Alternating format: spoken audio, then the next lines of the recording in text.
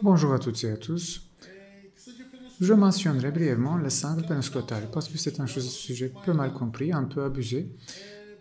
Ce que nous appelons le sangle pénoscrotal ou la fusion congénitale pénis-scrotum est une palmature de peau sur le pénis partant de la tête du pénis et s'étendant jusqu'au testicule. C'est en fait un excès de peau. À quoi cela mène-t-il? Premièrement, ça conduit au fait que le pénis semble court, en apparence. Ce dernier rend également difficile les rapports sexuels. Parce que pour que le pénis pénètre dans le vagin, il doit être en forme de tige.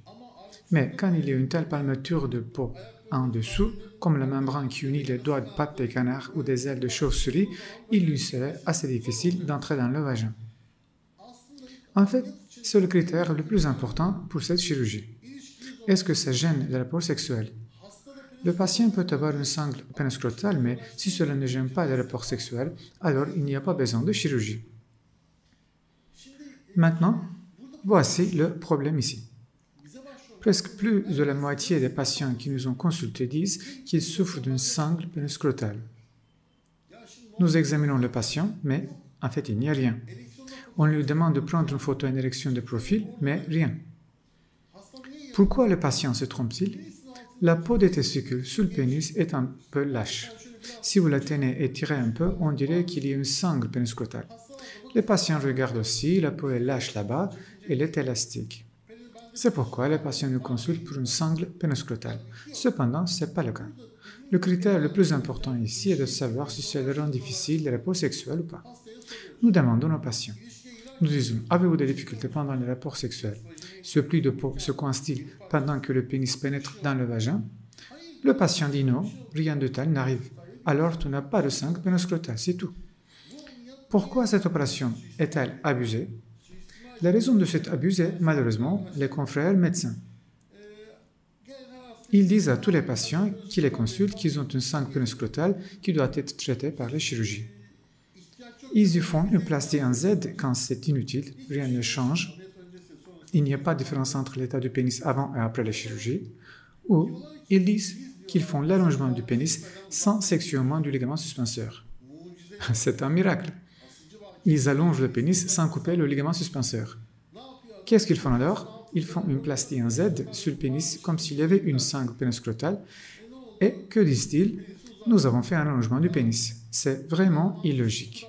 Peut-il y avoir quelque chose de plus ridicule? C'est l'abus des incompréhensions des patients, à mon avis. Je le nomme par son nom, c'est de l'abus. Le patient vient vous consulter en pensant qu'il est atteint d'une sangle pénoscrotale et vous dites que vous avez pratiqué la plastie en Z pour faire l'allongement. Et il n'y aura pas d'allongement du pénis, même dans seul millimètre, d'accord? Ne soyez pas ridicule. Vous ne pouvez pas faire glisser le tissu érectile sans sectionner le ligament suspenseur à la base du pénis.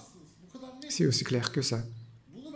C'est comme si un peu, tu dis, je veux promener mon chien dans le parc sans le détacher.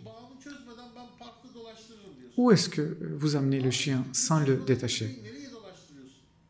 Tout simplement, ce n'est pas possible. Et vous ne pouvez pas détacher le pénis de l'os sans couper le ligament suspenseur derrière le pénis. Il ne glisse pas. En termes réels, il n'y aurait même pas un millimètre d'allongement car le pénis ne glisse pas vers l'extérieur. S'il y a une sangle pénoscrotale sur le pénis, vous ne pouvez que la réparer. Le pénis a l'air allongé, mais il ne glisse même pas d'un millimètre, parce que vous devez sectionner le ligament suspenseur derrière. Il y a encore plus grave, le patient ne souffre pas d'une sangle pénoscrotale ou quoi que ce soit. Malgré cela, ils disent qu'ils font l'allongement du pénis en pratiquant une plastie en Z. C'est n'importe quoi. Laissez-moi être clair. La sangle pénoscrotale sur le pénis apparaît chez peut-être 10, peut-être 20 patients qui nous consultent. Donc, je serais vraiment surpris de voir une sangle pénoscrotale. Vraiment. Mais ça m'étonnerait, vraiment. Je dis, réparons-la. Je dirais qu'il faut réparer cette sangle, se débarrasser de cette bande de peau qui ressemble à un rideau, mais il n'y aura pas un allongement du pénis. Si le patient veut subir une chirurgie d'allongement du pénis, d'augmentation, alors nous pouvons le faire en réparant également la sangle pénoscrotale. Réparer la sangle pénoscrotale ne signifie pas l'allongement du pénis, parce qu'il ne fournit pas d'allongement. Mais malheureusement, les patients vont chez le médecin dit « réparons la sac sans couper le ligament suspenseur, c'est très sûr ».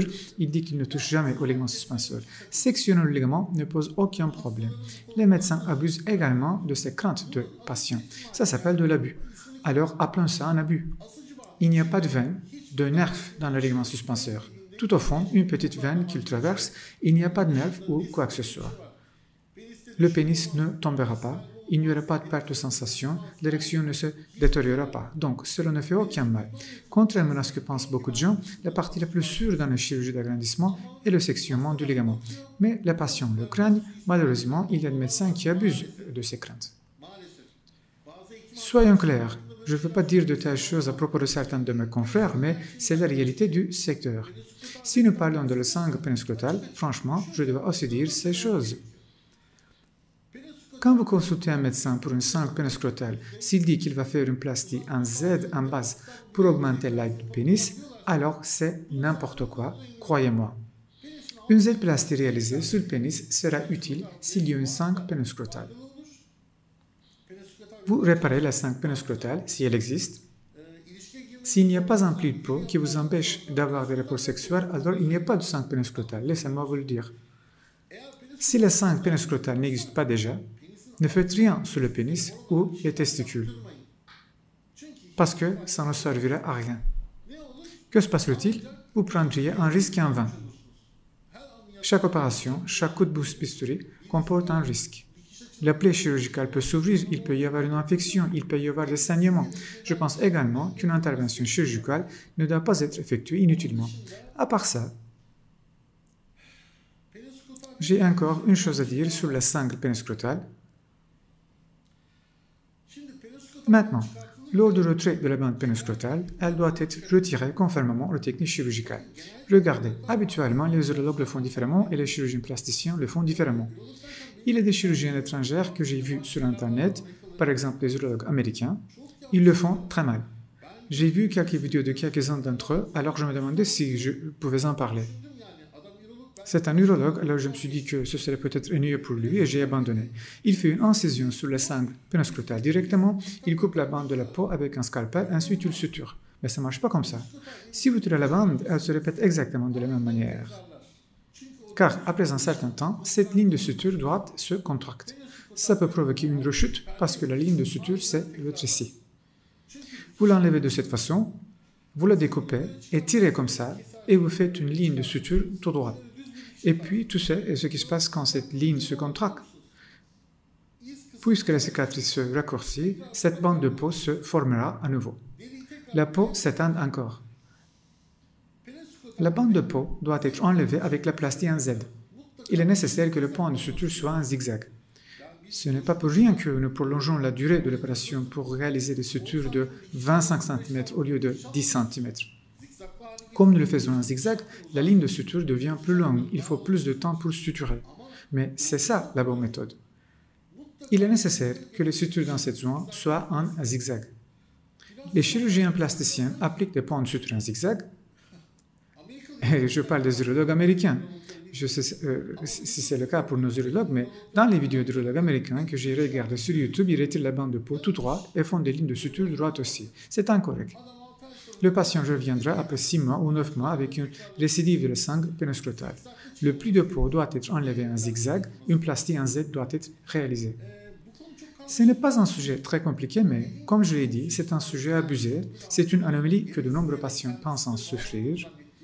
Je voulais le mentionner brièvement ici. Mais il n'y a pas plus de détails. Les soins post-opératoires sont essentiels.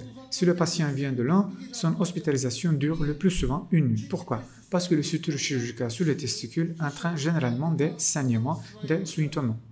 C'est un tissu qui a tendance à saigner. C'est pourquoi le patient sera hospitalisé pour une nuit. Le lendemain matin, le pansement sera forcément souillé. On change le pansement et on envoie le patient. C'est ainsi que nous le faisons, par exemple, dans la prothèse du testicule, dans la correction de l'affaissement testiculaire. Dans les opérations sur les testicules, le patient sera hospitalisé pour une nuit. Le lendemain, son pansement sera souillé, certainement. On change le pansement et on renvoie le patient. J'ai également brièvement mentionné ce sujet. Donc, merci d'avoir regardé cette vidéo. Je l'ai peut-être dit avec un peu de colère, mais c'est l'un des problèmes qui m'énerve vraiment. L'exploitation des craintes de patiente est l'une des choses qui m'énerve le plus. Mais vraiment. S'il vous plaît, mon message aux patients est de faire de recherches approfondies. Ne tombez pas dans ce piège. Merci d'avoir regardé cette vidéo.